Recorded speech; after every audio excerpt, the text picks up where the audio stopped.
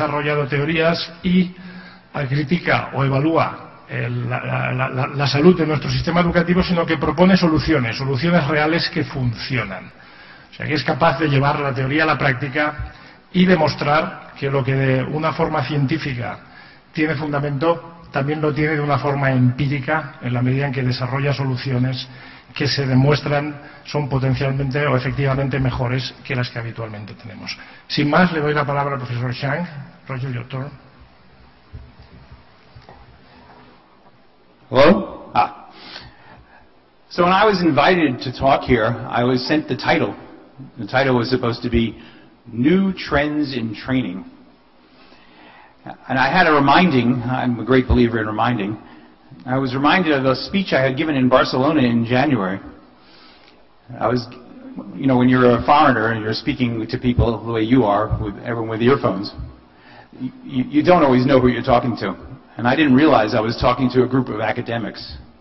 And I don't like academics very much, because I was a professor all my life, and I understand what they are doing to the rest of society, which you may not realize.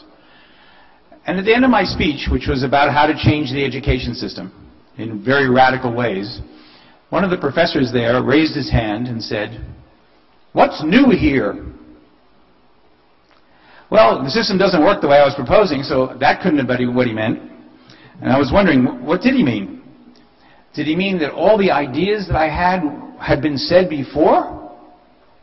Well, he was right about that. And so through the course of this talk, I'm going to be talking about radical new ideas, all of which have been said before.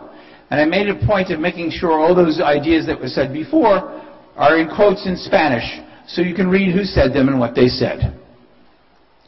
First part, how we learn. I'm interested in how learning works.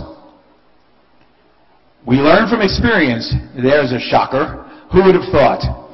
The only reason why that's particularly surprising, you see Immanuel Kant said the same thing, is that somehow when we do school, we forget about it. We don't provide experiences. Instead, we provide algebra, history, physics, literature, and economics. And the interesting thing about those things is that none of them affect memory.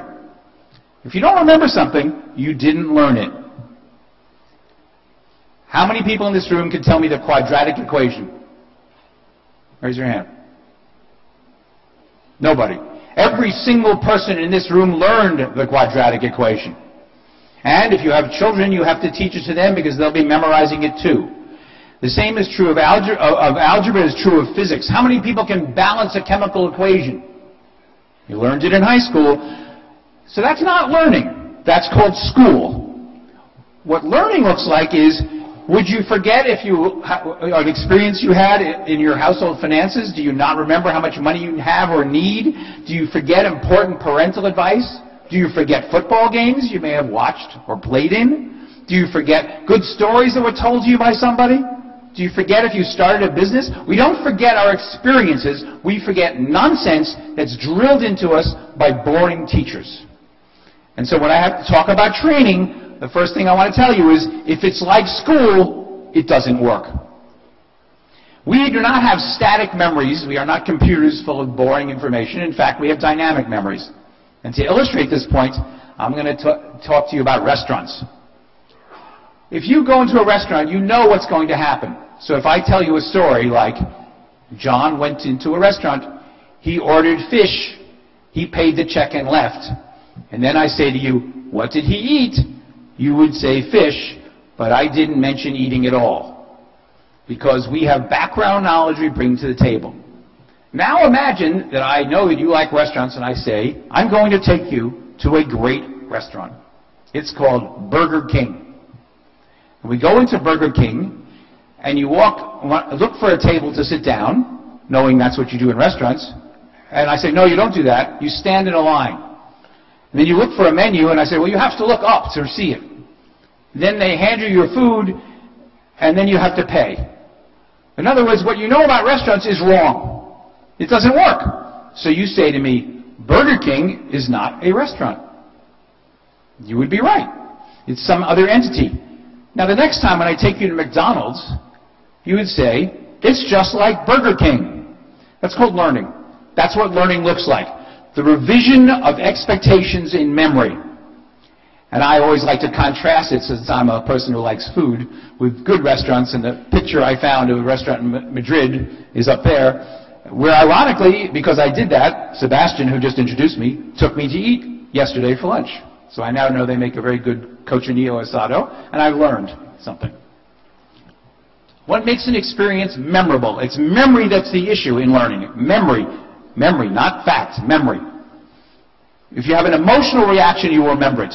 We remember the times we were very happy, we were very unhappy, we were very frightened. If you satisfy your goals, if something happened and it made you feel like you got what you wanted, you remember it. If you're surprised, you remember it. Because we are all sitting with expectations, and when they fail, we learn. Learning occurs in the context of failed expectations. If something really bad happens, you will never forget it. And we have a deep involvement in developing the solution for something, then it becomes a very important and memorable experience.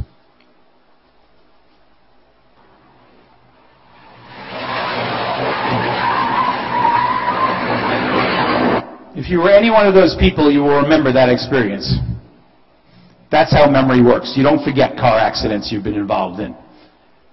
So should school look like a car accident? Yes. Without the blood. Failure is critical to learning. I'm not the first one who's mentioned this or noted it. John Dewey noted it. Famous American educator. Random other people have noted it. Failure is it. When your bridge falls down, you better figure out why and get it fixed. Understanding that everything starts with failure is the critical thing to understanding how memory works. Which failures matter? Do you remember your bad grade in algebra? Or a misunderstanding about history in a history course? Or do you remember that you forgot a formula? When I asked quadratic formula, people were looking blankly like they never heard of it. Although I know it's required in every school in the world. You don't feel bad that you forgot it, do you? You didn't even know you forgot it. On the other hand, if you're in serious debt, or you make an idiotic personal decision, or you lose a job, or you forget important advice, you remember all that. So we have to understand that memory isn't functioning the way school and training, not always all training, but much training, thinks it is. How do we recover from failure? You store the failure in memory so that you can find it again. When you find it again, it helps you with the next experience.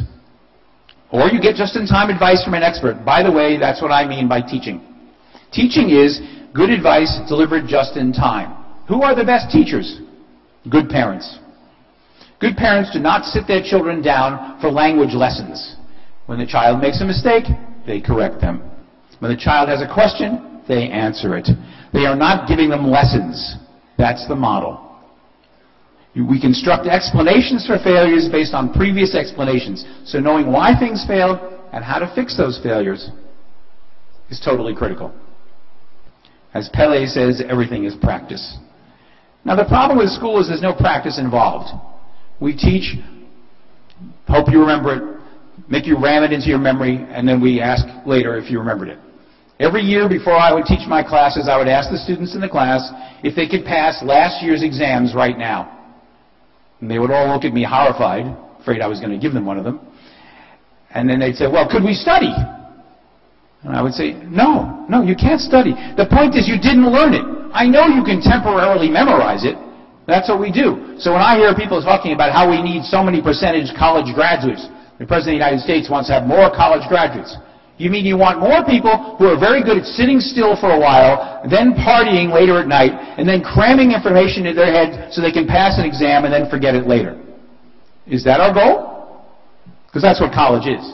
As a college professor for 35 years, I guarantee you that's what college is. So what should people be practicing at? Mathematics? Never comes up. I was a math major in college, never used it, and I don't know the quadratic formula. Test taking? Well, that's the practice you get in school. Writing research papers? That's what you practice in school. You practice what you're doing right now, and you're all very good at it. I personally can't do it. I can't sit down listening to a lecture. This is something you practice for years. Take a 2-year-old and put him in there, and he'll leave in a minute. It takes practice to learn to sit still. Taking notes, studying, these are all things you practice in school. What should you be practicing? You should be practicing experimentation. What do I mean by that? Little children experiment all the time. They put dirt in their mouths and try to eat it, and you tell them that's a bad experiment. Or they throw something at somebody, and you tell them that's a bad experiment. Or they try out playing with a truck, and they like it, and it's a good experiment. And as you grow older, you're constantly experimenting. Every one of you is conducting experiments on a daily basis, without realizing it possibly, in your personal life and in your professional life. You try something, you don't know if it'll work. Learning how to experiment ought to be what school is about. Unfortunately, it isn't. Prediction. We make predictions constantly about what this room would look like, what your hotel room would look like, what I would look like, what my speech would sound like. Everybody had an idea, a prediction. Predictions are usually wrong. When you run a business, predictions are pretty important things. In fact, when you have a job, you have to predict your boss's behavior, what will please him, we don't teach prediction. Not funny. Planning. We are constantly making plans. You had to make a plan to get here. You make plans to go home. You have to make a plan for dinner. We make plans all the time. Does anyone teach planning? No. Negotiation.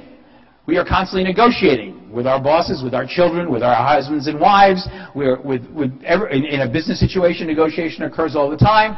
Do we teach negotiation in school? No. Teamwork. We have to work together as a team. In school, that doesn't happen so much. Description. We have to learn to talk. Who taught me to talk? Nobody. I had to teach myself. How the mind works. First, memory guides comprehension. It's all about memory, how the memory works. Again, I'm not the only person who has said that. I see I left one in English. I'm sorry. The mind is an expectation device. What do we have expectations about? What word will come next in this? See, I don't have to say the word. You know what it will be. What the food you will have at lunch, which we're preventing you because we're all running late, might taste like. What our spouse will look like. Why is that important? Well, I can tell you that when my wife enters the room and she thinks she's been dressed up and looks pretty good, she's expecting me to go, wow, you look good. Okay, so I have to have an expectation that what she looked like before to notice the difference. Otherwise, I wouldn't notice it and I wouldn't say it. We are constantly doing that. What our boss will say when we present our finished work. Gee, I think he'll like it. You're making that prediction. How our teammates will react when we work with them. I play American sports, not European ones. When I play football, I have to know what every single player can do. Otherwise, how do I play with him? I have to know who can catch the ball and who can throw the ball. It's all part of life. What our government will do. I was just listening to a conversation about the problems of politics in Spain. People are trying to predict the government's reactions. I understand that. That's what we do. What happens when we get upset? We understand and remember the world in terms of expectations. The sign that's sitting there is a sign I didn't expect. I thought it was kind of funny. If you can't read it, it says, Connecticut welcomes you, birthplace of George Bush.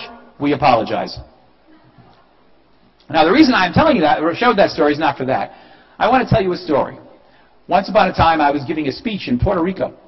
Since Puerto Rico is a very warm, beautiful place, I booked a vacation right after. I took a walk on the beach after my speech, and there was a big sign that said, no swimming at this beach. That's bad. I continued to walk on the beach, and it said, danger, no walking on this beach.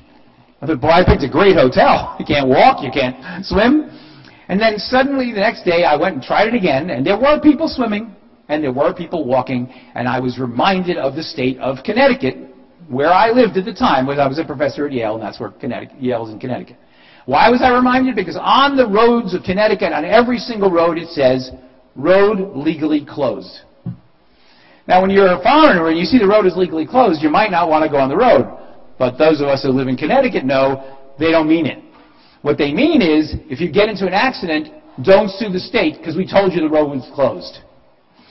And so I realized that what the people in Puerto Rico were saying is, if you drown, don't sue us. We told you you couldn't swim here. What am I doing? I'm trying to remember and revise my expectations.